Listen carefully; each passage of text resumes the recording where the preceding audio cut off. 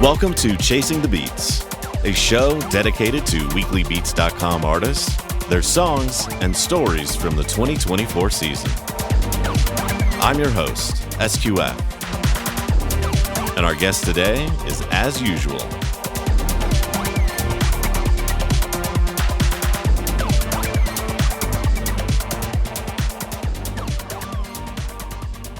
All right, welcome to Yuri, or As Usual, on Weekly Beats. Hey, man, never expected to be like doing a voice chat with you, like a podcast. Why? Because you've just been listening and didn't think, oh, I'll ever be on here? A little bit of that, and also because I've been like really AFK-ish on the Weekly Beat side. Like I didn't interact with Discord as much as I wanted to, and so I didn't expect anybody who wanted to listen to me. And then Horatio went like, I want to hear about As Usual. I'm like, oh, thank you. You're so kind. Yeah, that's nice. Well, it's been cool to dig more into your songs, just getting ready for this. I listened to some of your stuff over 2024, but not as much as other people. Mm-hmm. And the first thing that stood out listening, getting ready for this, is your mixes are amazing. And Thank you. you really take advantage of panning and just like building a whole sonic space that if you are not on headphones listening to this stuff, you are missing out. I kind of agree. I made a few songs back in the day. Like my wife wanted to try and do some DJing, and I played one of my songs with the teacher, and the teacher just turned it off. He said, "You need to start mastering and mixing properly." And ever since, I spent like a whole year doing that, and until this day, I still feel like I haven't really like get there, but I'm getting better and better. Yeah. And just I need to hear every like sound move around. It's just such a nice feeling, especially if you're in the zone. You want to move with the beat and the percussions, and there's weird sounds moving around. I just love that experience. And what kind of took your mastering to the next level? That from that mentor saying, "Hey, you need to work on this." Like, what did you do to get better? So many tutorials, so many video tutorials, a lot of courses. I spent so much money on courses just to try and learn more things. And nowadays, after the weekly beats, I actually do a whole mastering pass where I just export all the tracks and then go over it and really try to get the more volume, but still trying to make sure that there's like a lot of space for everything to move around and make sure that everything has its own spot in the stereo field so that everything is noticeable. Like I always move my hat a little bit to the side so that the kick is in the middle and the hat is just around it, just a little bit. Got it. It makes it feel so much better to me. So do you kind of start out EQing individual tracks to get them all to fit together? Yeah, generally I start with a basic loop. And once that loop is done, I put everything in mono and then try to make sure everything feels a bit right and then maybe tweak it a little bit of everything. And then I go out of mono and all of a sudden it's already boom. There's more sound. And then I go over every little bit and then just see where I need to move everything on the pan pots. And yeah, generally I pick a few percussion elements that I want to have moving and a lead sound and move everything around those three elements.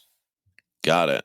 So you do a mono mixing process just to make sure everything works great together? Yeah. And sometimes I do that 3-4 times because it depends on the headspace. Every time you do it, it's different. So, and like, what kind of modifications are you doing during the mono process? Because I've never mono mixed, but I'm kind of interested to try it. It depends. Generally, when I have to loop, I already feel like the hat is all right. But then I do the mono mixing, and I notice that the hat is a little bit too soft. And then could I make it louder, or should I just saturate it a little bit? Yeah, it's a feeling thing more than like But you're combining it into mono and then being like, I can't really hear that thing that I want to hear. I either need to, like you said, add some saturation to get some like top end on it, or kind of EQ some stuff to like move things out of the way in Yeah, that exactly. frequency. Yeah, I Cool. I just move things around until I'm like, yeah, I noticed it here more, and I keep listening to the loop over and over and over and over until it's dead to me, and then I have to make a track out of it. I'm like, oh my god, what am I doing? Yeah, So that's before you even have a full track? yeah. The mastering I do at the end. I didn't have much time for weekly beat, so I tried to level it out during the looping stage. But yeah, I try to give everything its own pass because else you keep trying to add new things, and it's becoming more chaotic and more chaotic as the track progresses because you keep Yeah. tweaking little things and you get out of the zone easily. Well, and you're continuing to add things and change dynamics and, Yeah, build a song. yeah, and when you're building the song, you notice that some things suddenly don't match. Like you're building up like the intro, and all of a sudden, like nothing I made in that loop fits this intro. What am I gonna do? So it's such a headache, but it's fun as well. It's like a Yeah. puzzle. Yeah, Oh, it totally is a puzzle. Uh, and one thing I noticed too about your songs is it's easy to just get lost in them. yeah, Like you're listening and just like grooving, and next thing you know, 10 minutes is gone. yes, exactly.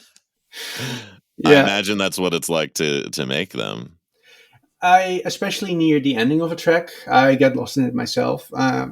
If I feel love for the track, sometimes I even don't, but then I want to have more of the same loop. I want more looping.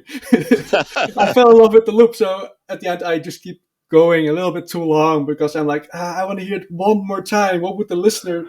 Yeah, so things get out of hand easily, and then there's an outro as well. I'm like, how am I going to go from this energetic stuff to again? But yeah, Yeah. yeah. Yeah. And what doll do you use? I personally use Ableton. Cool. It's one that I used when I was around 18 years old, and sadly, after like half a year, I gave up on Ableton and music altogether, which I freaking regret nowadays. But yeah, Yeah.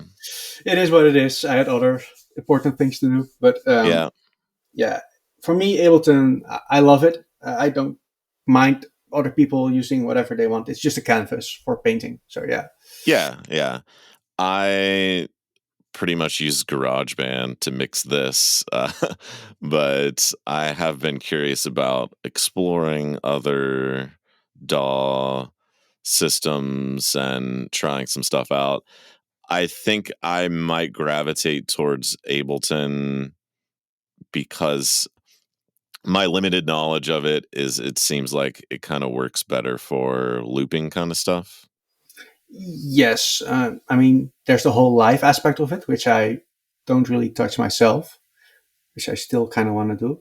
But especially if you're just in the process of editing and those kind of things, it's very easily, and especially the basics, at least for me, is like what you see is what you get. You can get Yeah. going quite fast. So in that case, And yeah. and do you use any outboard gear? I have like a very dusty, what's it called again? A launch key, but I barely use it. I kind of occasionally use it just for the dials on it, but I don't have like any musical background. I don't know how to play a piano, so Got uh, it. and I promised the wife to not get any hardware because I know myself, my wallet is not gonna love me. I'm in the living room, so that would mean that half the living Oh, room will be okay. hardware, and Yeah, I don't think I yeah. can get that through her. No, she wouldn't like it. You're like, "Babe, I got this modular gear." I have like at least 50 things bookmarked. Like I want this, I want that, and one of them is like 3 meters long and like a meter depth, and I'm like, oh please. So maybe Not in one the day. not in the living room. Yeah, exactly. So, since you don't have any musical background, how did you get into making songs? Trial and error, a lot of trial and error.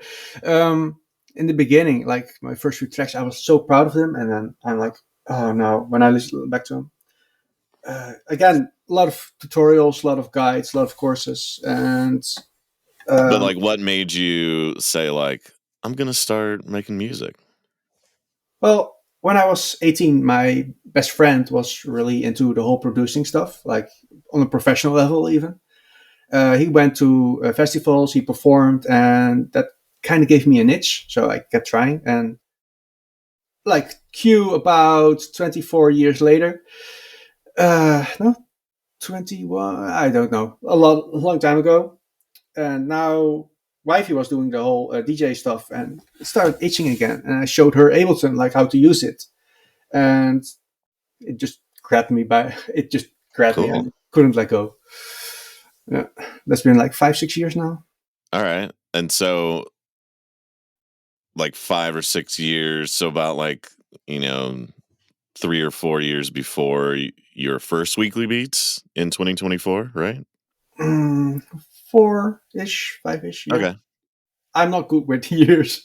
I mean, time is weird and just It's relative. disappears. Yeah, my memory's great, but don't ask me when or what happened. So yeah, But 2024 was your first weekly beats. yeah, that was like a week before it started. A friend of mine gave me a link to Weekly Beats, and he's like, I might consider this. So I was reading up on it, and I think I saw one of Orange Drink's videos about it. Nice. And oh, that guy's so nice. And The unofficial weekly beats ambassador. yeah, exactly. And I'm like, let's try it, like just to see where it goes. And yeah, that was a roller coaster. The whole year was a roller coaster, but that Weekly Beats that kept me sane. I loved it. Yeah, Yeah, like it was hard. tell me about your weekly beats experience. Oh, well, for me itself, the year was kind of weird because I developed tinnitus, so which is like, Oh man. especially when you're doing audio stuff, it's not great. And I think in the whole 2024, I slept maybe 50 days or so. So I was a mess, but just having something to do every week just kept me sane. And the kind comments and just a supportive wife, especially, that just kept me going. Yeah. And I spent a lot of time thinking about it, and I wanted to improve. And yeah, it was fun. I There's so much good stuff because of it. Yeah, Yeah, what are some of the top things you learned? the top things I learned before Weekly Beats, I also had like a few peers, and I even have a recording of one saying that my music isn't music and my percussion sucks and my kick sucked. And so, not caring what other people think. Like, there's this rule: don't pan the kick. I'm gonna pan the kick now. Like, I want to, um, and make it exist first and make it good later. That's also a very important one. Oh, I like that one. And just have fun, like a lot of fun, and that keeps you going. The kindness, warmth, and reading kind people's comments, and sadly not interacting too much with them, but the few interactions I had in the voice chat, and yeah, it's a warm bath. So, Yeah. and I want to give that to other people as well whenever I'm out. So Yeah. being kind to myself and being kind to others is probably the most important thing I learned in the last year. And before weekly beats, did you really put out many songs? Yeah, I mean, I have a SoundCloud with I think 120, 130 tracks, Okay, but all right. um, generally they were there. Not many people listened to it, but I thought it was fun to just publish them. And slowly, when during Weekly Beats, I also started publishing them, and a few actually kind of took off, like not major big, but The bots loved it on SoundCloud. yeah, exactly. Oh my god, so much spam. Every track was like, "Hey, do you want to get on a label?" And All right, uh, yeah. God. nah, it's SoundCloud is not for listeners; it's for bots. But yeah, it's still some a place to Yeah. put your music. And I've said it so many times now that it's probably on a bingo card. That's uh, you know, part of the allure of the community that I didn't expect was like people are listening to your stuff. Yeah. Sadly, I didn't listen to that much. I feel so guilty about it. I keep trying to get back, and occasionally I hear like a track, or but I think that's also one of the bingo cards. But yeah, The bingo card is like way too accurate. it is. It's scary. But yeah, another bingo card is like a diary for yourself as well. I wrote all the comments of the last year and all the things I Bingo. posted about the track, and yeah, it's I wouldn't do it every year. And the next one, I'll probably just stay in the listener seat so that I can really do that. Oh, okay. So you don't even think you're going to do 2026? So it's itching, but I need to Yeah. focus on other things. So just being on the listener Mm, this time, and it's also a learning experience because you're listening to other people's music. You learn yeah. things, and there's so much different music, things I've never Oh, heard so before. much. So yeah, it's great. It's a really good experience. So I kind of want to do what So maybe replicate I did. 2026 is a listening and commenting year Yeah, for I'm you. going to try that. So I think it will be fun. And what kind of attracted you to doing weekly beats since you were already putting out music? Because I know a lot of people's motivation is, I want to actually finish songs. It sounds like you were finishing songs. Yeah, well, finishing songs was definitely one of them. I also thought it would be a good learning experience, getting better, and it's how do I say this in English? It just felt like I had to do this. It felt like something that, You were drawn to it. yeah, I was just drawn to it, and it was a really good experience, and I learned so much, technically and personally. So yeah, it just started to itching. Like every week a track. Oh my god, I can't do that because sometimes I spend a month on a track, and now I just need to do it Yeah, now you can't. in a few hours occasionally. I'm like, oh my god, and that kind of pushed on after weekly beats that I kept trying to make a track in a day. So I had to let go Yeah. and breathe, Lewis, breathe. If you hear me say Lewis, that's another username. So, but yeah, I had And to. then I just had to do this. comparing like say your final song to your first song, what do you notice? The depth, definitely, like the stereo space and Yeah. the the quality. You start developing habits, and because of those habits, you can move faster, but you also um, start learning how to avoid certain pitfalls. And you start developing a workflow, a mindset, and that mindset developed, especially if you have to make a track every week, Yeah. and you just keep that with you, especially if you keep making music afterwards. So it's a more technical, more professional way of thinking, and for some reason also a deeper love of the whole producing thing. I respect people who make music so much more now. Oh yeah, for sure. Especially like really good professional sounding music. Hmm, actually, I expected that to be true, at least for myself.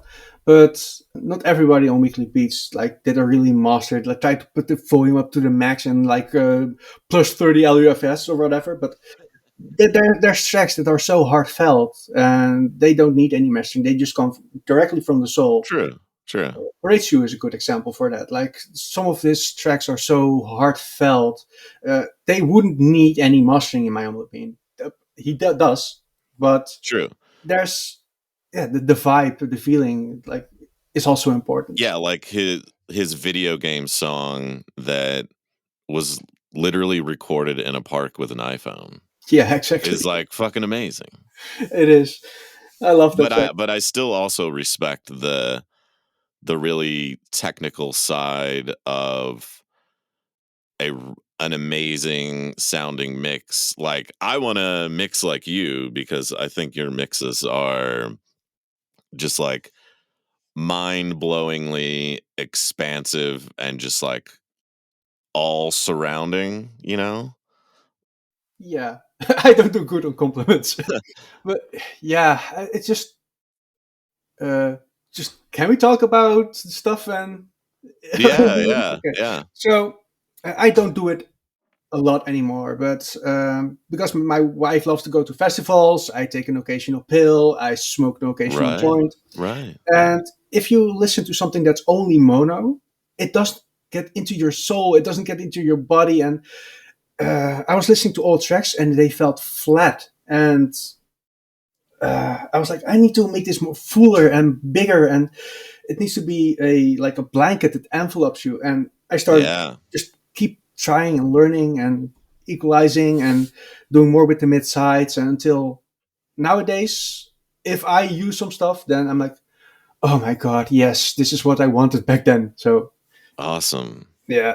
Uh, So if you could go back to week 1 Yuri and tell him what week 52 Yuri knows, like, how would you tell week 1 Yuri, this is what you need to do to get to week 52? Like, here are some of the tricks to, like, mix mastering that you should learn now, or you should know now, that would skip, like 40, 50 weeks of reps. well, don't high pass the kick. But, uh, Don't high pass the kick, like you need the top end. well, that, but I also like, I learned from one YouTuber that he always cuts off like the lowest 30 hertz. Yeah. And that just makes things not sound as good for some reason. The bass doesn't pump as much. And I've another heard that as well, though, that like cutting that kind of gives you more room true, sonically. you can get a little bit more LUFS out of it, I guess. But to me, it never feels right. Maybe my whole stereo bass thing isn't properly, but I need to feel like the low end. I need this whole room to rumble, and then I'm like, Yeah. that's the Yeah. start. But what I definitely would say is like, don't take everything you learn as gospel. Like one of the other things I learned is like the low end should only be in the middle, and then the higher the frequencies go, the wider they need to be. Mm. And nowadays, sometimes my bass is one of the widest things in the track, and the percussion is all the way in the center. And just be more playful, play more, and don't be Yeah. so stuck on the rules. I think that's a good one. Yeah. Or other people's rules for that matter. Yeah, exactly. I mean, generally, I believe everything people tell me. So I need to take a lot more salt with that. So yeah. Yeah. Yeah. And are there any particular courses or uh, resources that really helped you get to this like awesome sounding mix style, or was it just like diving into tons of different resources? It was diving into a lot of different resources for sure, but there was this one course made by Webba, and he is a producer that I deeply respect as a music producer. I love his music. I just go totally nuts when I hear it. And a lot of the things that Deadmau5, Joel, and the person who made the well, I keep not Vital, but oh my god, what's it called? The synthesizer. Serum, Oh and yeah. they had a lot of videos about producing and how it works on on a club and on festivals, and those three like just unlocked something in my mind, along with a lot of a lot of weed. But yeah, I, it, that helped a lot. So let go and do what you want and keep improving. Just and Yeah. another thing is you don't have to go back to your track to apply what they told you or what you learned. You can apply that to the next track. That way you don't keep going back to other tracks, because I myself I keep wanting to redo my old tracks, but like you can fall a little bit backwards, but keep moving Yeah. forward. The next track will be better, and the next track will be better. And if it's shit, you learn something anyway. So yeah, True. yeah. And what is your sound design process like? Hmm. Sadly, in the new Ableton, that's not really possible. But I generally just opened like the whole list of all the. I think it's 70,000 different sound files I have now, Yeah, yeah. and I just close my eyes. I scroll a few times, and then click on a sound, and I'm going to try and make something with that. And that gives you like a weird starting position. Like, what can I do with this weird sound? It could be like such an annoying. It could be a fart sound for all I know. And what can I do with that to make it like a rhythm or make it push through all kinds of synthesizers or plugins and see if there's anything there that I could play with. And yeah, that was a good starting position for me. Sometimes I did it with like synth presets, sometimes with sound Hmm. files, and uh, yeah, it gives you something fun. Like I have tracks that just started with the mobile phone that sound Yeah, very I did. I noticed that in several of your songs, and I love that noise because it brings me back to like uh high school when everyone had these like desktop computer speakers. yes, same.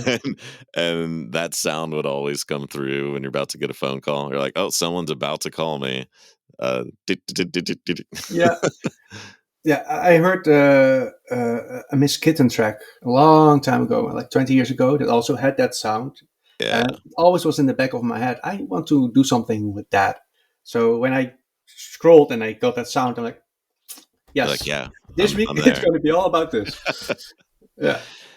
And does a track start from that sort of like hunting around presets and sounds? Like, what is that process like at the very beginning of a song? Who?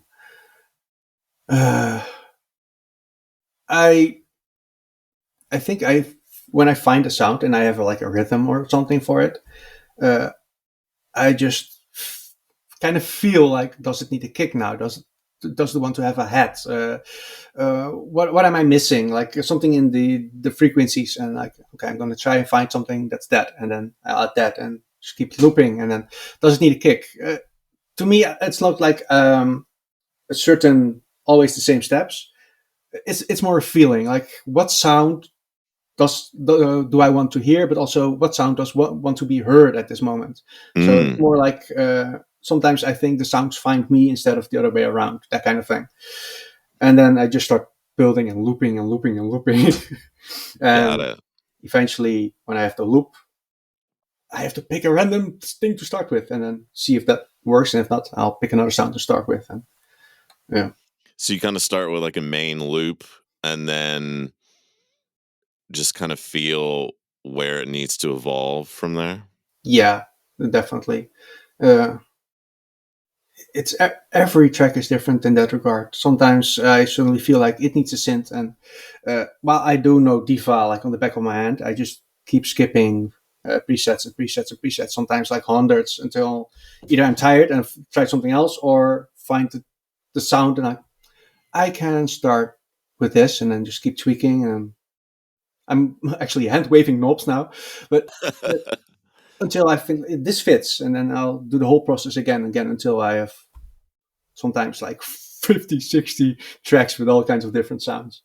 Wow. Yeah. It's What do you do when a song is not coming together?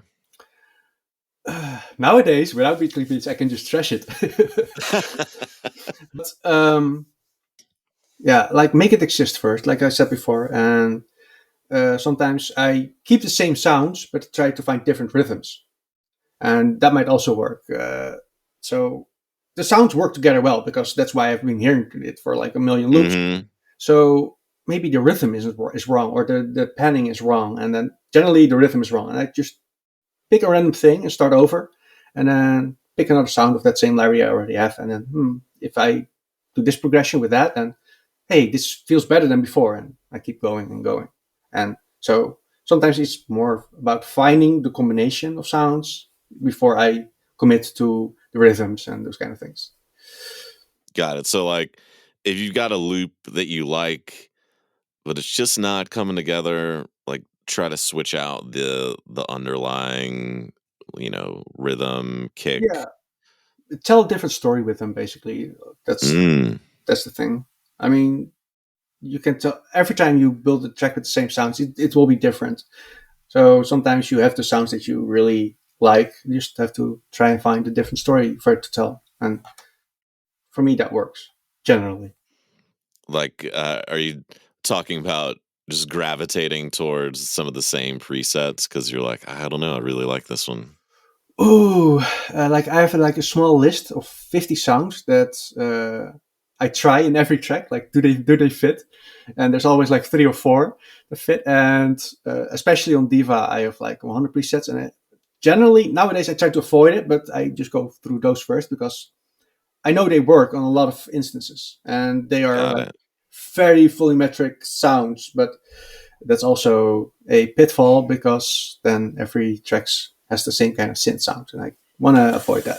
But Yeah. yeah, how do you handle that? What, avoiding the same sounds all the Yeah, time? yeah, same sounds.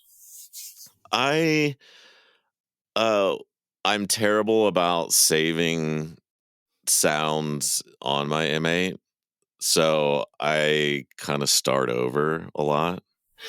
Like I do I've been working on some songs recently and I do have a bass that I made that I was like, all right, I gotta actually save this one because I'm gonna use this all over the place now. Exactly. But a lot of the times I start out with a hyper synth, which is kind of almost like a super saw, and either like add or remove voices and like change some EQ and get it to fit the song. Yeah. Because I have never really been like a huge sound design person, like starting out with like just building a sound to use in a song. Hmm. I find it easier to modify a sound so it fits in the song, so that because like once you add more things, like you were kind of talking about, like things start to get lost. Yeah. You're like, I have this thing in the background that I used to hear before I put these other three things in. I want to still hear that a little bit more. So either I EQ it or I go and actually like modify the parameters of that synth to like get it to shine through a little bit more. Yeah. Definitely. A lot more EQing. I So do. I don't fall so much in the trap of like reusing the same stuff because I'm terrible at saving the stuff. I think I might be a little bit doing the other way around. I need to try and avoid using the same kicks and the same hats. Like after the weekly beats was over, I redid my whole starting scene in Ableton, and I made sure that like nothing has like the presets set up already for me. So Yeah. like I already had like a library of kicks, library of hats, etc., etc. And I do still have them saved, but I don't have them in the project right away. So I do have a kick, and it's a like a really bad kick, so I know I will replace it. And the same with the hat. So there's something there if I have like a rhythm in my hat. But nowadays I do try to pick and pick from different folders every time because I got like a bit lazy in that regard. But Yeah. then again, 52 weeks trying to make tracks, you need to like cut some corners. Well, I use a lot of sampled acoustic drums for my percussion, and I'm always on the lookout for a new sample library. I have been using a lot this jazz kit, um, that I'm pretty sure Jagesis turned me on to. Bingo. Bingo. But I'm always looking out for new drum samples, and I kind of use the same stuff for the majority of weekly beats until like maybe the last 5 or 6 weeks. Yeah. So Watch out, 2026. Yeah, I got so many sample packs. So Oh I my god, yeah. I just I tried to actually organize them all, and that was like it started well. Like I got the first 10,000 or so. I got filtered in different folders, and that was like a lot already. But then I was like, Yeah. 60,000 more to go. Eventually, I gave up. I'm not even sure why I did that, but I have like a lot of OCD, and there are so many preset packs that have the same names for the heads, the same name for the kicks, like 001 kick. I'm like, no, I don't want to. I need to rename them, but no, that's just pushing it too Oh, far, and that's a lot. That's a it, lot. it broke all my old projects because I moved everything around, and I'm not going to do that again. It's a mess in that folder. I accept it. Yeah, It's a it's gonna be beautiful a mess. mess. It's gonna be a Yeah. mess. What do you do to get out of, like we were kind of talking about, reusing the same sounds, or just a creative rut where you're like, I feel like I'm just like creating the same thing? One thing that helps is just playing with the BPM. Like I close my eyes and just scroll the BPM until sometimes it's like 60 BPM or like 200. Like, oh god, 200, no. But it gives you like this different perspective all of a sudden, because like I generally keep it around 130, and then suddenly 160 or 60. Like there's so much difference, and sounds behave differently when it's so slow. Yeah. Reverbs behave differently.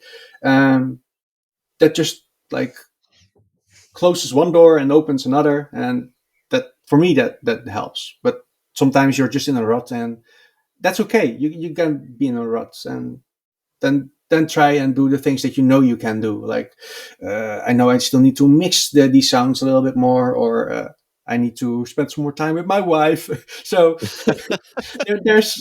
there's always something you can do if you're in a rut, if you don't actively try and get out of that specific thing that you're stuck on. Yeah. Yeah. And since you mentioned her again, is into DJing, have you ever done any live sets? No, she actually sadly quit because she just doesn't have the time, and we don't have the space for like a whole DJ set, sadly, unless it's in the Yeah. living room. But Yeah. then I'm actually going to be a nope, please don't. But I've been thinking about it, but I'm also secretly a very shy person, and the thought of having like even with like 50 people in front of me, uh, oh my god, Yeah.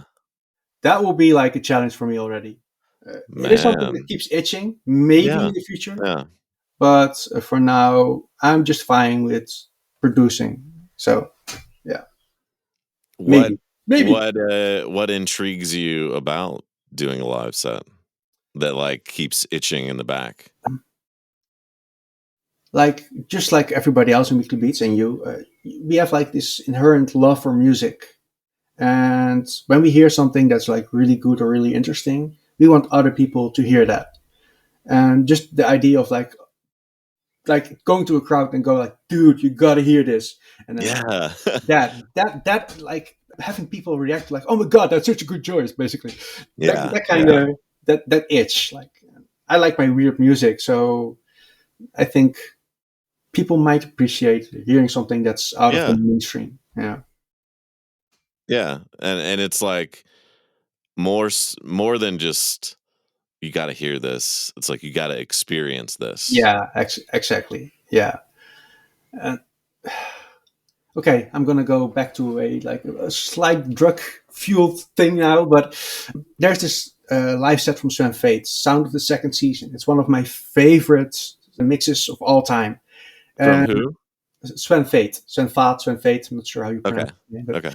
and there's this. Eventually, there comes this chiptune track, and it's like, right now, and it always sounded like just a glitch sound, and I had a little bit too much stuff in my body at the moment, and it felt slower, and I heard right here, right now, and all of a sudden I realized that they just used the sample from Fatboy Slim right here, right now, for the Oh. sound, and my mind was like, whoa, and so the idea of just having a sound and doing whatever you want with it is, Yeah. yeah. And I've had that with other like live sets as well. When you just heard something like for a million time, and all of a sudden you hear something you never heard before in that track, and you have to experience this. And yeah, and Yeah, sometimes I hear that's really sounds that cool. aren't there. I actually ask Weba, which I mentioned before for the courses, like, is this sound in the track? Because I keep hearing it, like this weird sentence, and he's like, no, it's not there, but I keep hearing it, even when I'm not on anything. So yeah, Oh, wow. Residual. yeah, I think just my mind is adding things. Like Yeah, everybody's already experiencing music in their own way, so I it's true. apparently hear this in his tracks. Yeah, Well, should we start listening to some music? yeah. Let's try. All right. What should we start with? Persistent to a fault. Just let me play. End. Let's start with end then. Cool. Let's end in the beginning. Yeah. All right, here we go.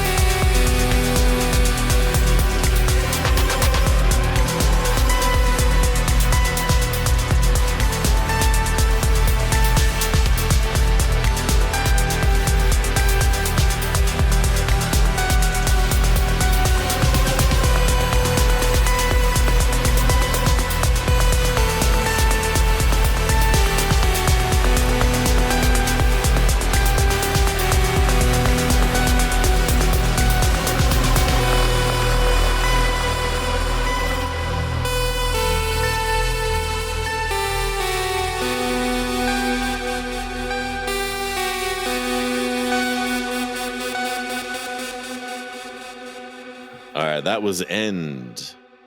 Tell me why that one made one of your top three. It was a hard pick, but this was one of the first ones where I really it felt emotional or something. I can't really put my finger on it, but that slow da, da, da, you just want to hear more of it. At least I want to hear more of it. It's like this sad sound. Everything else is chaotic, but Yeah. this one sound is like the thing you're focused on. And there's so much chaos in the world, but sometimes you just need to go back to one little thing and focus on that. And it kind of feels like that. It's just such a. It makes me feel stuff. Yeah, it is a bit of like a sad melody while all this other stuff is building. Yeah, it's whenever I hear this track when I'm doing like my daily walks or commuting, I just can't get myself to skip it. It's one of my favorite tracks of the Weekly Beats. Yeah, And in the comments, you put that you try to add a little bit more rock, IDM, chip kind of stuff. I noticed that you add a lot of kind of like chip tune elements into your songs. yeah. I uh, I have this profound love for chiptunes, and I've been like that since I was a kid. The Nintendo Bleepies. So I always get happy when I'm on a festival and a DJ plays a track with those bleeps.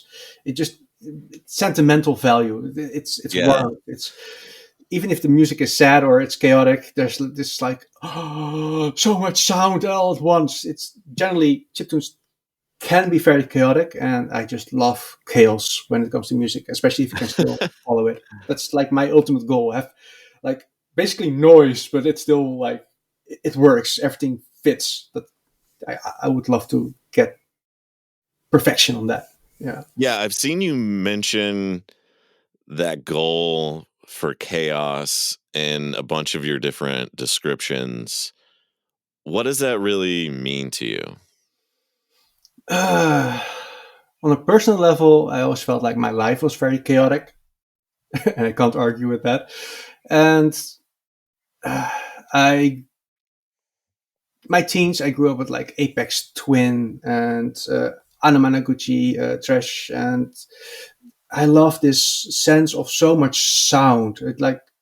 It's overwhelming sound, but still have like a story in it, things that you can follow. It's no matter how chaotic everything gets, there's still like a path, and I kind of like that on both a technical level and a spiritual level. Like Yeah, is it like there's just like a wall of sound, but then you can still sort of like almost pick your own listening path in that sound? Like there's just you can focus on different pieces in that giant wall of sound. exactly. And every time you listen to it and you pick a different sound you want to follow, then I'm moving it around. So you're moving with the sound, and when you're moving your head or your mind with that sound, you hear that other sounds are actually reactive to it. It's like the bleepies and bloopies around that specific sound move with it and or near it when it gets close to that stereo field. It's just such an amazing feeling. Like I tend to imagine that I'm in a spaceship when Yeah. I listen to it, and then just feel like I'm moving around across the galaxy and feel stars moving by or soundscapes, and it's just a lovely escapism feeling. So Yeah. yeah, And again, why you must listen to this music on headphones. yeah, exactly. Yeah. So your goal that you're always trying to hit is to get to a point where it's that just like wall of sound, but everything is still has its place. Yeah, exactly. There's this track, and you can basically you're on a train and you look outside and you see all the things, but you're still in the track, and everything's just passing by, and you can look at a tree suddenly moving by. And if you focus on that tree on the train, then the tree moves slower in your experience because you're focusing only on the tree, and then it suddenly go by and you follow the next tree or the next thing. You kind of like that, I guess. I swear I've done that on a road trip as a kid. It's nice. It's calming. No matter how chaotic it is, if you have something to focus on, in all chaos, there's calm. So yeah, That is a really cool analogy though, of the train and focusing on things passing by. yeah, yes, oh, yes, just yes. Yes, yes. Yeah. Do you feel like there's one track, I don't know if it's any that we have picked to listen to today, that you have reached that level of chaos that you set out for? Uh, some get close. I think "Let Me Play," which is the one that we're gonna listen to eventually. That one gets close, Okay. but to be honest, the last few tracks I've made after Weekly Beats, those are getting closer and closer All to right. full blown chaos. But yeah, we're not going to listen to them today. But But I'm are getting those released anywhere to listen to yet? just on SoundCloud, and I always make videos for my tracks. Also, the Weekly Beats all have a video. I just never link them, but on my YouTube channel and Instagram, you can find videos for most of the tracks that I made. Okay. And so, if you want to see something funny or weird, then check out the Instagram or the YouTube channel. There's a lot All of right. I just like goofing around with stuff. So I make funny music. I'm gonna make funny video clip, and yeah. Cool. Well, I'll have to check those out, but it sounds like we should listen to Let Me Play next. Yes, let's do that.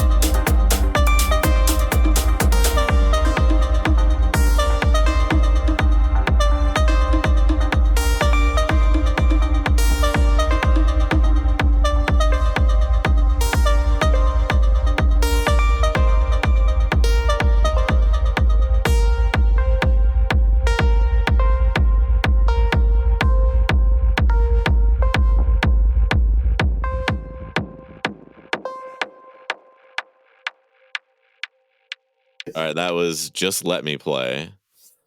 And that was the one that we were just talking about, that you felt like you got really close to that like chaos that you're looking for. Yeah. It starts out like the first two-thirds is basically the things I learned, just the technical aspect of everything. And I saw that I've like a few hours left before I had to submit it. And I'm like, fuck it. I'm going to play. And I just, every automation that I could, like, and there's so many in my tracks. So I just started playing with them, moving around. And I've like this one Ableton device that I made myself just from different other devices. And if I turn it on, it's just chaos. Like it just cuts everything up and it puts it in different orders. And I keep turning it on and off and on and off. And the synthesizer is going open and closing and everything is just, I love it when I'm in the zone and I can just play instead of thinking about, maybe this snare doesn't fit, or maybe I should like EQ this frequency 1 decibel lower. It just let me play. And Yeah. probably the most important thing I took from all the tracks I made. Like, I want to play, I want to have fun. If it's not fun anymore, even if the track like feels good, I move on. I just want to play. There's enough stress in life, basically.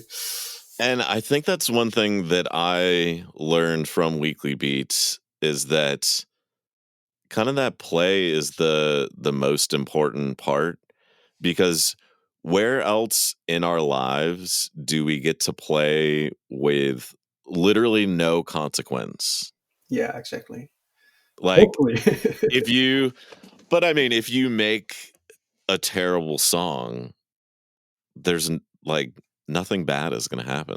Yeah, it reminds me of a meme video a friend once told me. This like very famous producer, which I don't even know. He just turned on full like he has like this crap folder, and he was just playing a few of his crappy tracks, and you just see his smile on his face, like it sucks, but I love it. And yeah, even your worst track, if you listen to it in the right mood, it's like, yeah, it's kind of fun. Fuck it, it's fun. So yeah. So And every time I got stuck making music, when I went back and I was like, I'm just going to have fun and experiment, like mixing different parts of things or adding in a sound that maybe I wouldn't in this part. I, look up, an hour later and I'm like, wow, that was fun. Like, fuck a deadline. Who cares about that I have to have this done in a couple days to post it? exactly. Like all the stuff that sort of takes the joy out of making it, when you can just go have fun and make something. Yeah, exactly. It's I mean, way easier. yeah, that's the thing. That's no matter how stressed I was trying to make a track, getting a track done, I generally always had fun.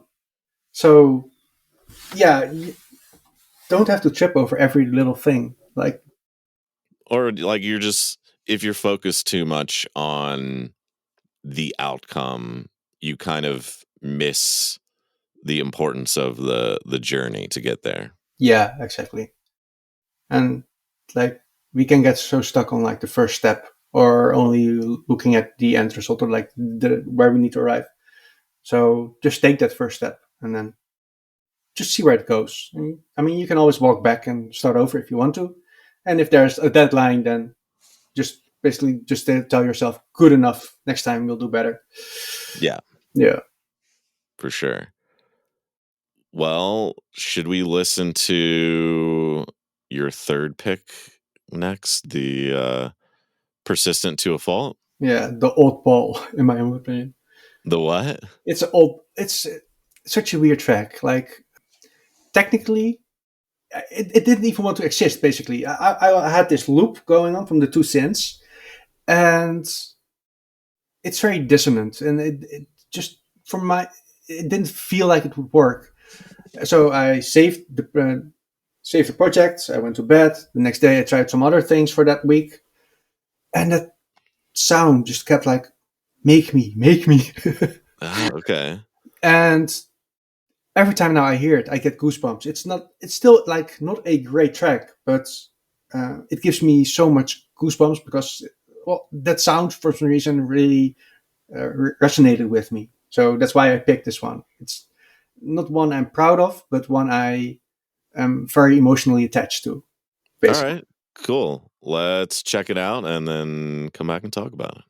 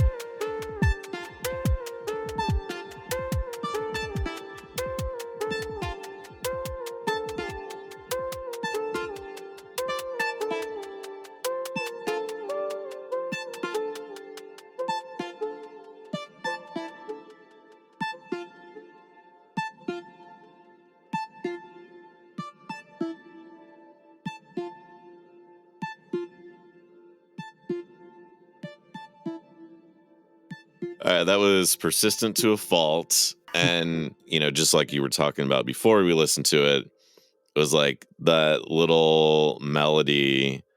You just couldn't let it die and Yeah. just kept coming back to it to make something out of it.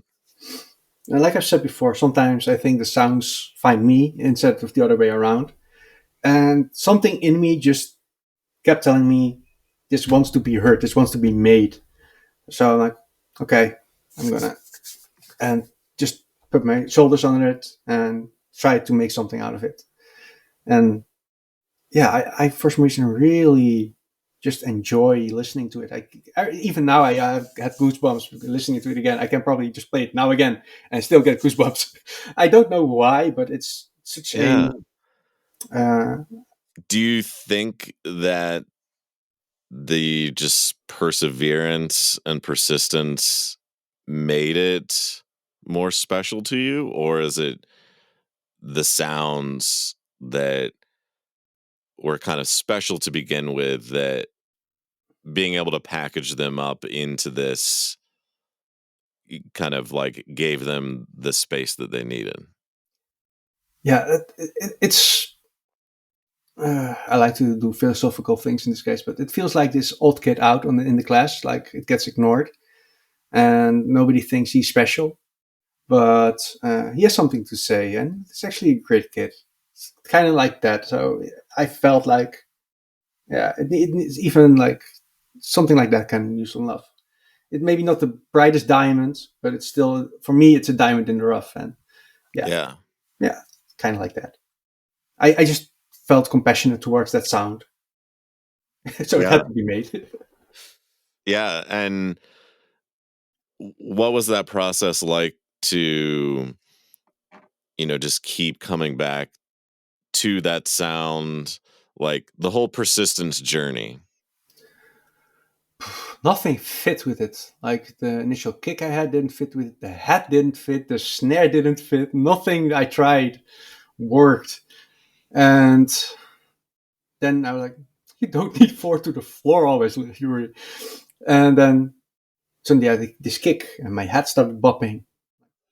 Okay, yeah, I can work with it. And then just picked a few other sounds. And it's not like the fullest track I've ever made or anything, but everything just suddenly felt like Yeah. the story was being told, sort of.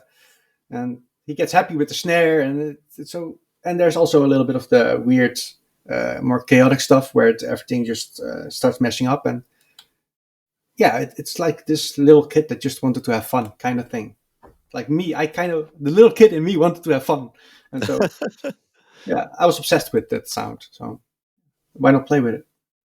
And we kind of talked about this earlier a little bit, like um, you sort of broke out of your normal, like you said, four on the floor to match what this needed, like experimenting to make like an environment where this sound can live. Yeah, exactly. What do I say to that? Yes, again, yes. It just uh, I really wanted to make this track, I guess. So it's Yeah.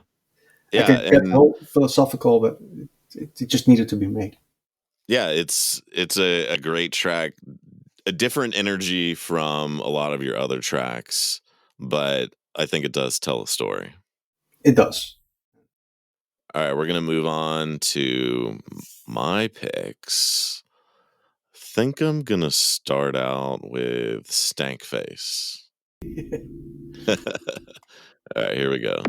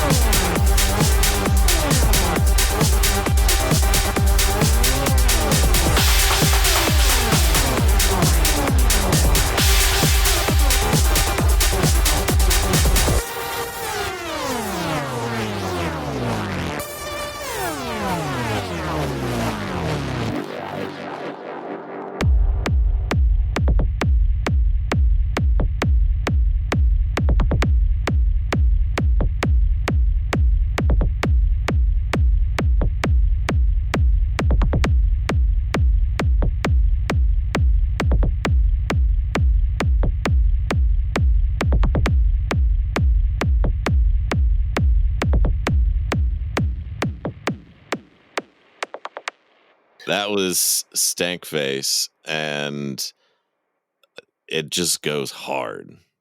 It does.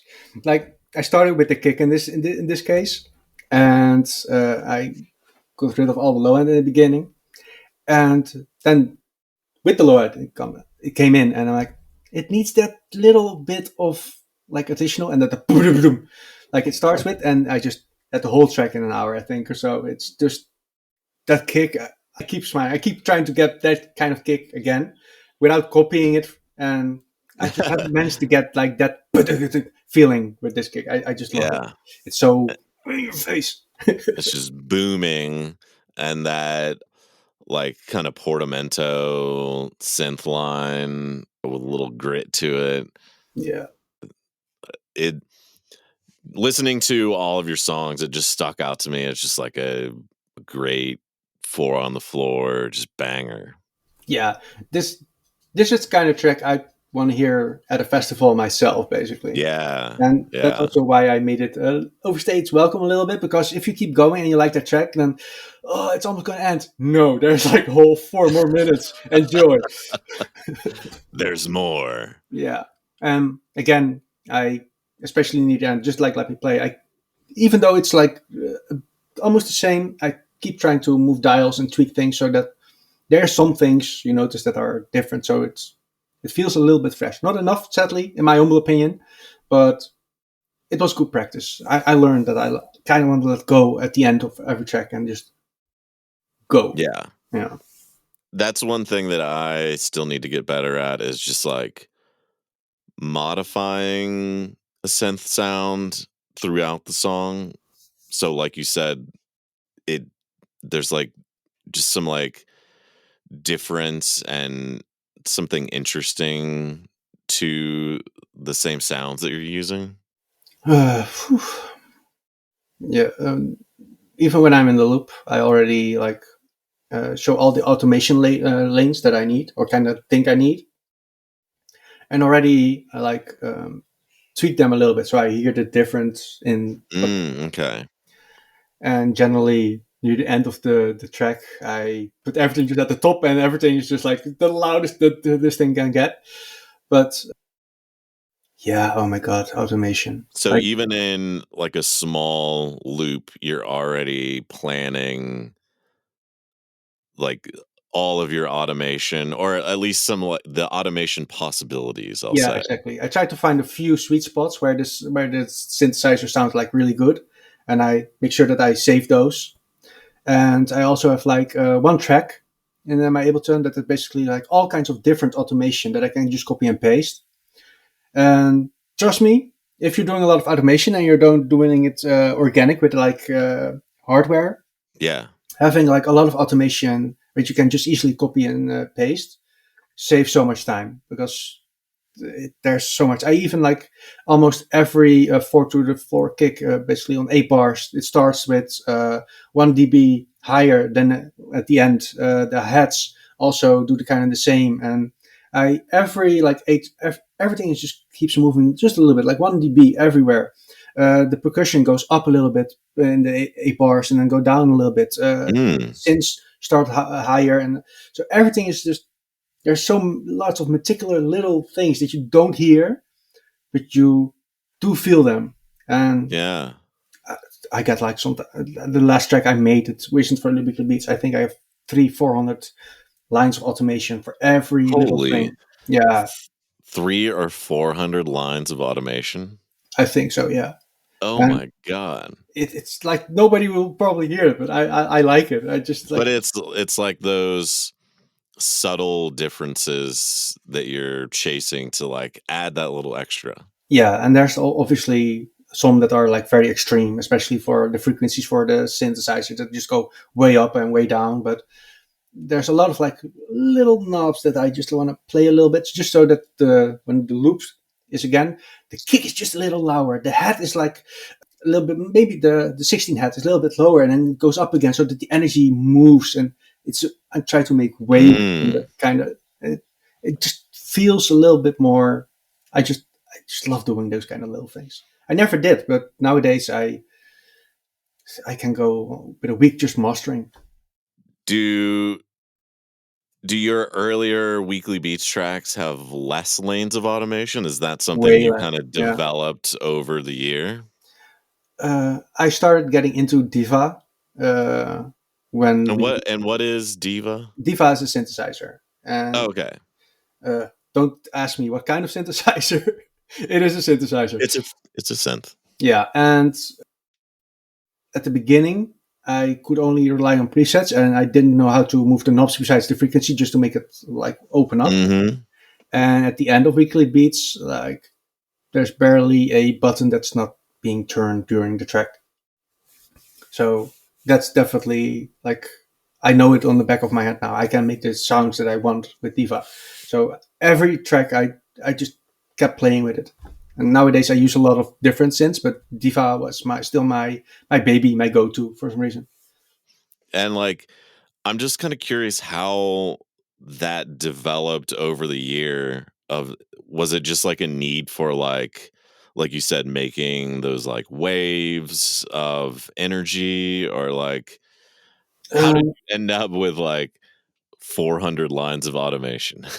uh, it's kind of like I found like a preset that I liked, but it didn't fit, and I just moved all the knobs to see Got it. what it did, and then the next track, or maybe even just the next synth I needed in the same track, it got close, and so I started learning because like I don't have musical background. I sometimes don't even know the jargon in Ableton and music production still, but uh, I tried to figure out what does this knob do, and now, yeah. Oh wait, oh if I move this around like the whole time, that's nice.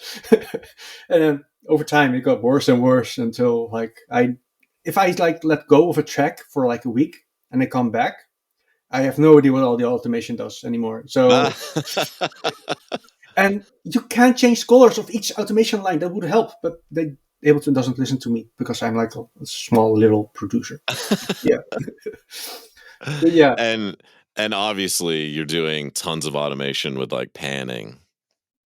Especially, yeah, like everything just comes in. Either it comes from all the way from the side into the center, or the other way Yeah. around.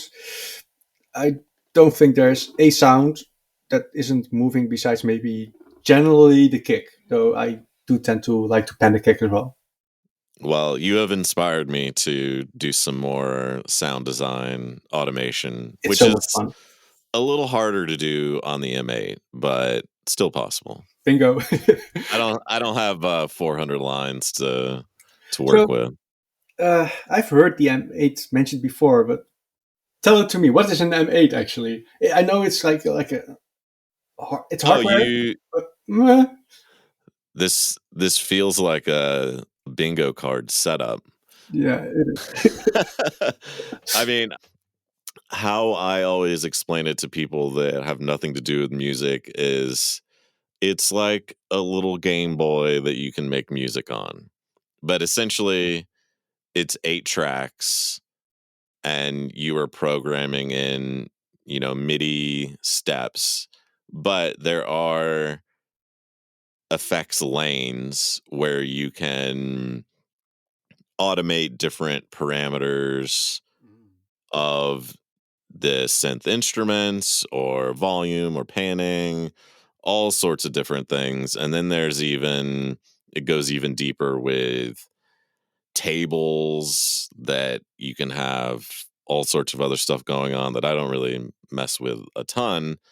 But essentially, it's 8 tracks with some kind of limited effects automation, Yeah. and it also does sampling, so you can play back samples, you can manipulate like the start points, end points, like all that sort of stuff. Okay. Honey, can I get an M8? It's very small, you can keep it in your kitchen. And they're putting some up for sale here soon. So because the problem, maybe problem's the wrong word, but because it is a small time manufacturing outfit from Trash 80 himself, Oh, it's it comes out in batches and they usually sell out pretty quickly. I bet. I like probably the entire weekly beats community is like, give me by now. Yeah, and then there's always the, scalper people that want to buy them up and sell them on Reverb for way too much. Oh my god, I hate scalpers. Yeah, Yeah, yeah, like yeah. I'm a gamer, and it took me like a year and a half or so just to get the PlayStation 5. Yeah. God, people are just buying them up all over the place. Yeah.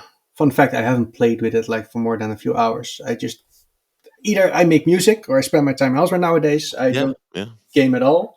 But wifey is like an avid gamer. She 100% games that I never would want to finish, and she just kept going. Like she spent literally her first save and the last save of The Witcher 3 is like exactly a year. Like she's 100% at that game. Every time she had a little bit of time, she started playing. She loves Gerald, and she even quotes it occasionally. Like we walk outside and it's the wind is blowing. She's like, "Wind's howling." Like, why? She's in it. Yes, and that's how I get my game information nowadays. I just watch her play and kill the Yeah. bosses she can't. So yeah, Well, screw the scalpers. yeah. We're going to keep it going with Mating Call.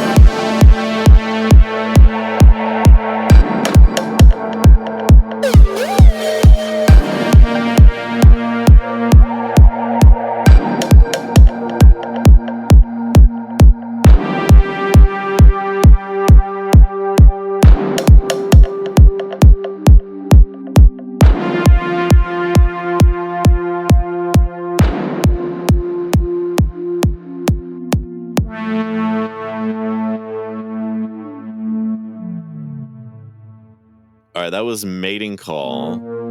And the first time I listened to it, I kind of thought it was like a reference to whale mating sounds. But then I read your description that you're kind of inspired by the kawaii bird that, if I'm getting this story right, is like there's like a last recording of the kawaii bird, Yes, it's a male bird, and male bird trying to mate that there's no mate for. yeah.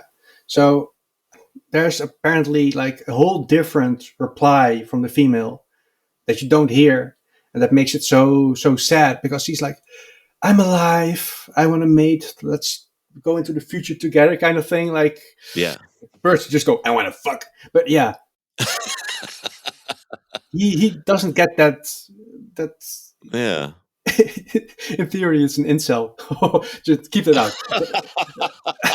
But yeah, so it's such a sad sound, and it gave me goosebumps when I heard that, and I kind of wanted to do some respect to that, and that's why I told you before that I feel like I need to improve upon that track to make that sound more, yeah, in your face, more feeling, more stereo, more. But you built is that like kind of like mating call synth sound a derivative of the kawaii bird, or one that you were made from scratch that you were kind of inspired by it? I tried to use the actual bird sound, and I tried everything, but it just didn't get. Just wasn't working. Yeah, and then I was going through some presets, and this was like totally accidental. And instead of like, I think it was E minor on like a third or so, and I accidentally moved it all the way up to 7 or so, and I, oh hey, I'm already there. So I just started moving it around and playing with it, and then I applied the Portal VST, which just stretches and mangles the sound a little bit, and I'm like, yeah, this I can work with it. Got it. Yeah. And you mentioned wanting to kind of take another pass at this to make it a little bit better based on what you've learned. Yeah.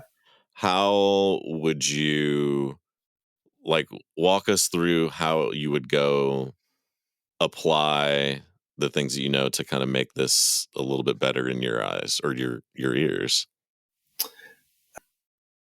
I'd probably just start first. I'd probably just do the kick because it sounds great, but it needs more space.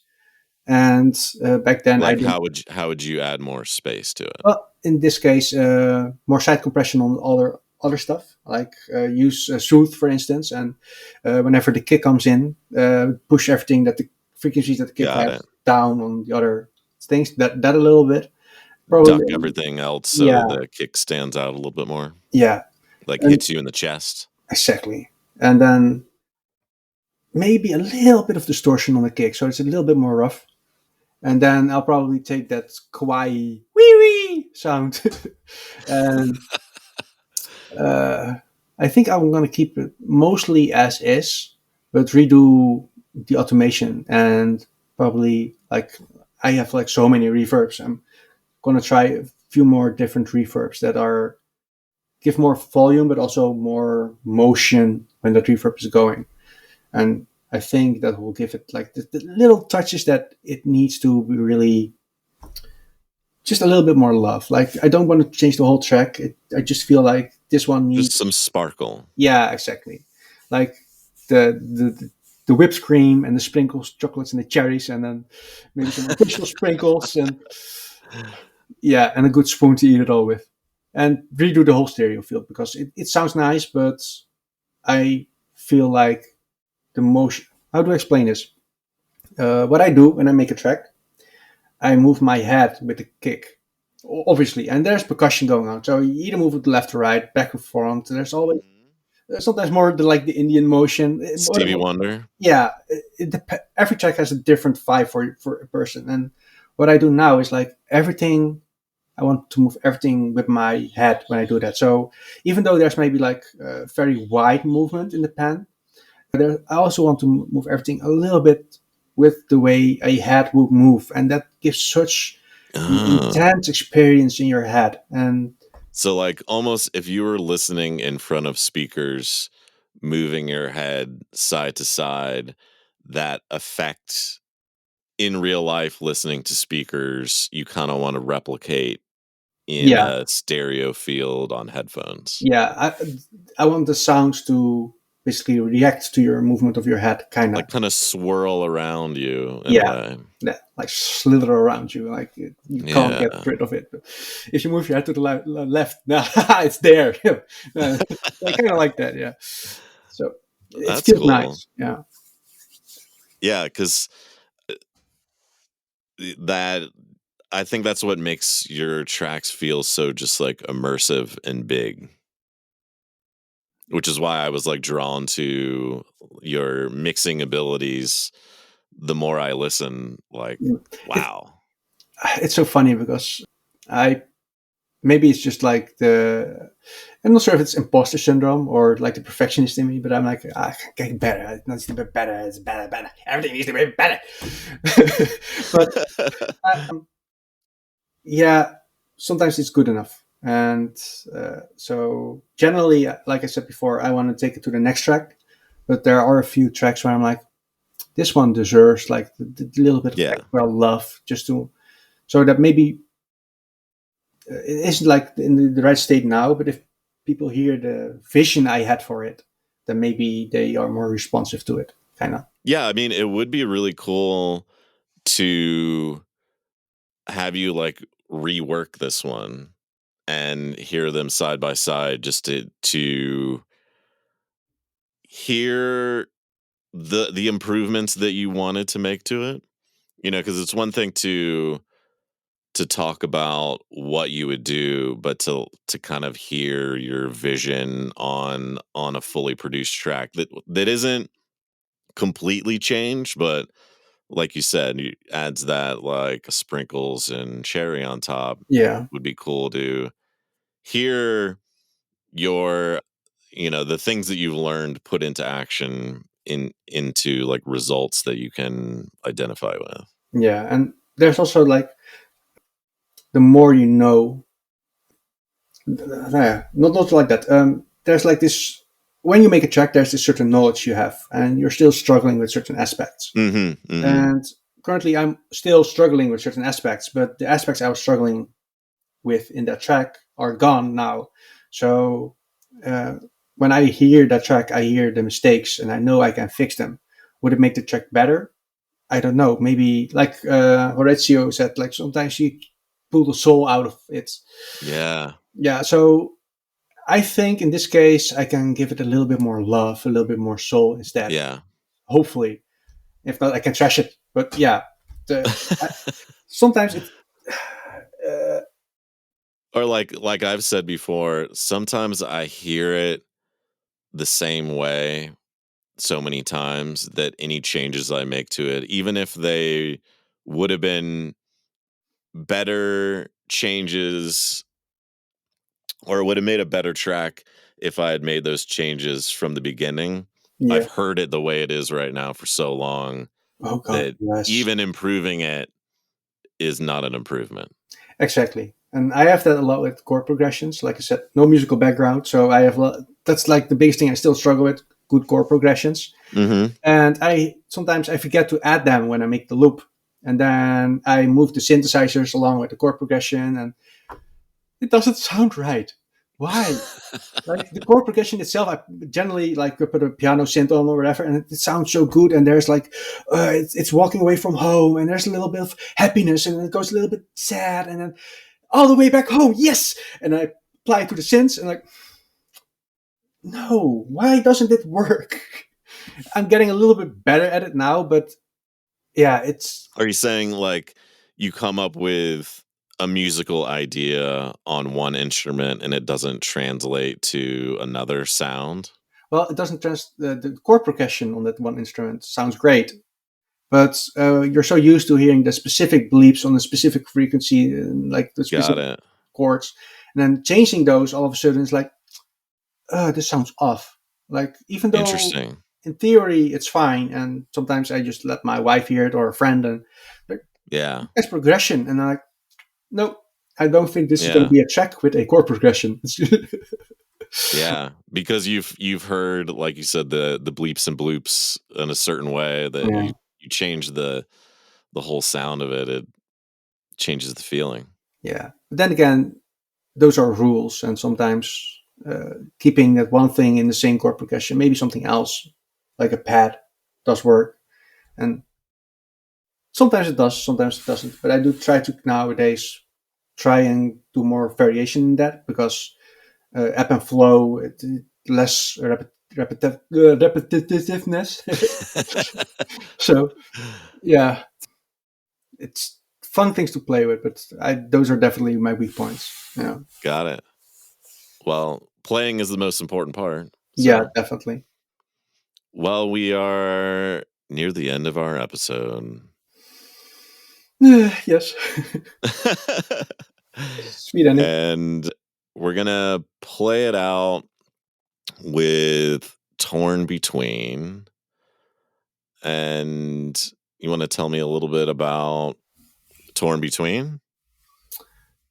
This is the final song Yeah, of Weekly Beats, of course. I don't know the exact reason why I named it that way. I was torn between two things, maybe probably two ways of making it. Sometimes I like two loops next to each other and trying to make differences, and I couldn't pick one, so I think I just asked wifey to pick either one, and she picked the one that I didn't like. But I was like all of a sudden I felt like, oh my god, but I like that one better. Why I didn't before? But I just went Maybe I with that. wasn't torn between. Yeah, and so everything I did in that track felt like I was making compromises, kinda. And I was also torn between not having to do the weekly beats after this anymore, and Yeah. so can I continue making music the way I do it right now, like every week, or do I have like a long pause, or what's going to happen now? Kind of feeling, and then we just all sat together in the voice chat, and I'm not sure who played all the music. Maybe it was you or someone else, but I think it was Devious. Was the DJ yeah, Devious? yes, and we were listening to all people's musics, and there was just such a melancholy, but also like a lot of warmth, and we did Yeah. it, yes, and yeah. So when I listen back to that track now, I'm not even that torn or anything. I just think like, oh my god, I wish I spent more time with the Weekly Beats people. I wish I replied more, and but I was torn between my life and what I wanted to do, and so Yeah. there's a lot of aspects to this track, and yeah, Yeah, there we were chatting just on Discord yesterday about this getting ready for this show and talking about the final song of a Weekly Beats year and just how it's got like a special place in your heart because of that sort of dichotomy of I've I've like accomplished this big thing. 52 tracks, Jesus. Two, it's over. I don't know. It's interesting to go back and listen to even my final song because I feel like it's just got a little bit extra sentimental value. Yes, That and that Discord just like listening party sort of thing was really fun, and it was a super cool way to just like close out the year and do some listening together, which we had done a few times throughout the year, yeah, but not with that many people and it was crowded. Yeah, yeah, listening to that many songs. So it was fun. yeah, we should do that more often. I mean, We should. even now we could do it like every week. There's still so many tracks we never heard, probably. But yeah, True. that we and looking at like SoundCloud and other Discord groups I'm in and communities I've joined, like paid ones even. So many people are so focused only on their own work, like including me, that we sometimes forget that we should support all the others. that Yeah. are there. Like, we are in this together. We should help each other. Like, even if it's just like listening to a track, we don't even have to listen to the whole track. Like, even just a Yeah. minute. There, there's so much like already going on in our lives that if we can support each other more, I think they always say that, especially the music industry, the higher up, the stuff that gets paid and is so soulless. Like, we need to have a little bit more soul and love for each other, and just listen to each other's tracks and give each other advice. Just have fun. Post memes, post pats, and Yeah. I'm telling this to myself as well. Just so it's not like, so Yeah. I'm also This guilty of that. feels like Yeah, a pep talk for you. yeah. So, which is why I also kind of wanted to do the listening to for the next weekly beats, so that I can apply the kind of things that I felt like I didn't do or missed this weekly beats, and then not focus on my tracks, because that time I can spend listening to other people's tracks. And okay, in the beginning it might not be possible to do that in a day, but eventually, Yeah. sadly, people drop off, and for good reasons probably. And so eventually you can just listen to like all the tracks in a few hours, and it would be nice to just reply to people. And even if their um, tracks aren't to your liking, there's probably something that you like, or even just like tell them like, great, another week, good, and see you next Yeah. week. Like, I don't listen to a ton of techno, but I really appreciate and enjoy the stuff you create, and just like listening to all the variety of music that people on Weekly Beats, the variety of creation, and listening to things outside of the norm that I listen to is a lot of fun. It is, it definitely is. Sometimes you learn new things from those as well, especially like a weird example was like your voice, your podcast with Horatio. He mentioned that you record guitars first for the left side and then for the right side. And I'm like, I'm going to do that with synthesizers. Yeah. And I've been giving it a few tries. I've not put anything out or anything, but I've given it a few tries, and like applying a little bit more distortion on the one end, maybe like a reverb only on the other end. And how does Yeah. that mesh together? And like, I love a lot of sound, and oh my God, there's a lot of sound then. So Yeah. It really makes a difference doing those, stereo pans with slightly different, like it's the same synth, but it's not the same exact recording yeah, take. exactly. Like, there's just something different. I mean, it's the same reason why doubled vocals sound so good. Yeah. And there's like tracks I listened over the year, the few tracks. There are a few weekly beats, like weeks that I actually listen to all the tracks and try to comment on all the tracks. That you take something with you, and even it can be a little thing like a way a hat percussion is, where uh, just like a kind comment, or that person had like a sad week, and you comment like, keep Yeah. going. Like, people did that to my tracks too as well, like such supportive things. Like, I kind of want to do that next year, like Awesome. be warmth, kind of. Yeah. Yeah. Well, we would love for you to create music, even if it's not every week, but Yeah. anything, of course, that you can give back to the community, commenting, listening. Or I am very tempted to send you some stems next year and be like, mix this like you do. Oh, And sure. like, We can do it that. would Yeah. be cool. It would be cool to hear what you, or like how you put together things that I create in a different way, just in the mixing realm. I think I would definitely like doing that. And I'm also going to put this out if anybody in 2026 hears this and is like, you know what, I kind of want to work together with him, or just like, Yeah. that's fine as well. I like, it will be fun to be like somebody supportive. That'd be fun. And if you send me like stems, I'll definitely gonna give it a good go. I kind of been itching to do that for a friend of mine, but sadly he is super stubborn. I appreciate him for being super stubborn actually in his music, but I don't hear the low end in his tracks. I'm like, I can make it better. Please give me Yeah. your tracks. And he's like, no, this is perfect. And I'm like, and No, I want to see what you can do with my stuff for sure. again, I Yeah. appreciate him for not wanting. Like it's his thing, and but sometimes I would like. I think it will be Yeah. good learning experience also for me because then I don't have emotional attachment to the track, True. True. and maybe I'll just put like everything through an Argent compressor and be like, oh, here you go. But yeah, collabs are a thing that I didn't do during weekly beats that now I'm starting to give more thought to about 2026 and what could a collab look like with who, and maybe there's an opportunity to do a mixing collab, or hey, let's make a techno track together. That'd be fun. I mean, you have the voice for it, definitely. I think I could do something with your voice. Like, I made this track, and all I need is vocals, but I need like two specific, uh,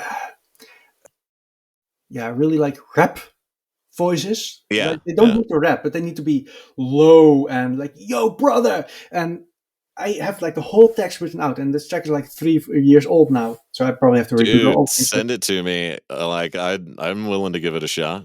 because it's such a fun track and the text is so funny, like it tells about all these famous DJs all doing drugs and getting undressed and jumping in the pool, and like I've sent like to people, I've even offered money to people like, can you give me the focus for this, and they all went, I'm not gonna touch that. Like it's not I'll even give that it a try. offensive, but yeah, so Cool, that sounds fun. it would be fun to do something like that. Maybe Yeah. that's one I'll post on Weekly Beats 2026. Sounds good. Yeah, All right, we're gonna close it out here with Torn Between. And thanks again for being on. And I hope everyone out there is listening on headphones. And these are not short songs, but you will get lost in them. And well, I mean, you're at the end of the episode now, so you've been lost in them. So thanks everyone for continuing to listen and make bingo cards and interact on Discord. And I think we finished the whole bingo card. I So think we knocked it out of the park. Judgment Act is going to be very, very happy and yelling bingo a lot. So, hopefully it didn't turn into a drinking game. yeah, maybe. I don't know. Well, cool. Thanks again for being on. Thank you. It was a lot of fun. A lot more fun Yeah. than I expected. Even Awesome. you're a Awesome. great guy, and Thanks, uh, man. people who hear this don't see it, but I'm actually looking at his webcam, and he has such an amazing expression. He's like into it. You should probably try and see if you can get like a podcast with him. It's a lot of fun. Awesome. Well, thank you for that. And everyone, enjoy the show, and we'll see you next time. Till next time. Have a good one.